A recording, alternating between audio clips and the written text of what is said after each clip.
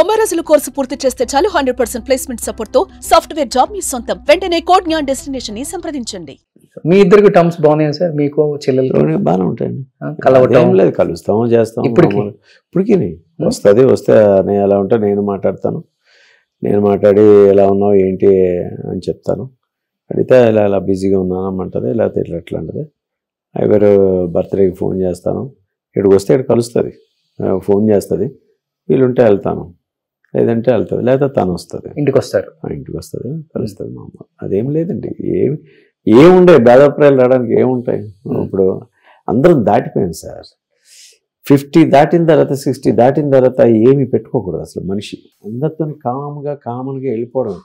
ఎవడైనా కూడా ఏం పెట్టుకున్నా కూడా ఏమీ రాదు అసలు. మనకి మనమే చంపుకున్నట్టు అవుతాం, మనకి మనమే దెబ్బ తీసుకున్నట్టు అవుతాం. ఏముండదు. తనకి ఇష్టం ఉంటే తను మాట్లాడుతుంది, మనకి ఇష్టమైతే మనం మాట్లాడతాం, కలుస్తాం ఫంక్షన్స్లో. లేకపోతే ఇది కష్టం వస్తే కష్టం వచ్చిందని చెప్తాం, సుఖం వస్తే సుఖంగా ఉన్నాం, ఇలా ఉంది అందరం గ్యాదర్ అవుతాం. అది అంతే, అంతకుమించే ఉండదు. ఎవరైనా అంతే. ఎవరైనా రేపొద్దున అదే బౌండింగ్లో వెళ్ళాలి. అదే బౌండింగ్లోనే వెళ్తే హ్యాపీగా ఉంటారు, హెల్తీగా ఉంటారు. ఓకే. సో మీ ఇద్దరు కాంబినేషన్లో వర్క్ చేసిన సినిమాలు ఉన్నాయా? ఉన్నాయి. మగమహారాజ్ సినిమాలో నా చెల్లెలకి, అందులో అన్నా చెల్లెలుగా చేశారు. అవును. ఆ తర్వాత ఒక సినిమాలోను, ధ్రువ నక్షత్రం సినిమాలోను అయితే నేను అందులో విలన్గా ఫస్ట్ నేను ఎంట్రీ అయిపోయాను. తనకి ఏదో క్యారెక్టర్ వచ్చింది. కరెక్ట్ ఇతను పెళ్లిపీటల మీద కూర్చోవాల్సి వచ్చింది.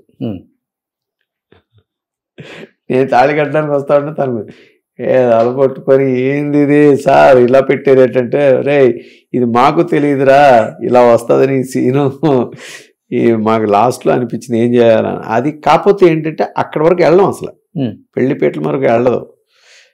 అంటే తన్ని కూడా చూడను, నన్ను కూడా తను చూడదు. ఓకే. అసలు ఎక్కడా లేదు సీన్లోను.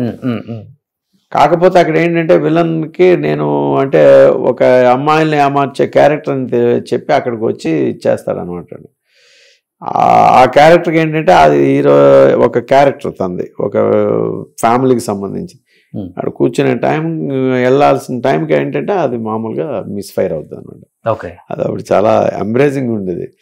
ఎంబ్రేజింగ్ ఉంటే అంటే చాలా మట్టుకి నాటకాల్లో కూడా చాలామంది వైఫ్ అండ్ హస్బెండ్స్, బ్రదర్స్ కూడా చేస్తూ ఉంటారు. అవును. బ్రదర్ సిస్టర్స్ కూడా వైఫ్ అండ్ హస్బెండ్ క్యారెక్టర్స్ చేస్తారు నాటకాల్లో. నేను చాలా చూశానండి. కానీ మనకు అంత రాలేదు.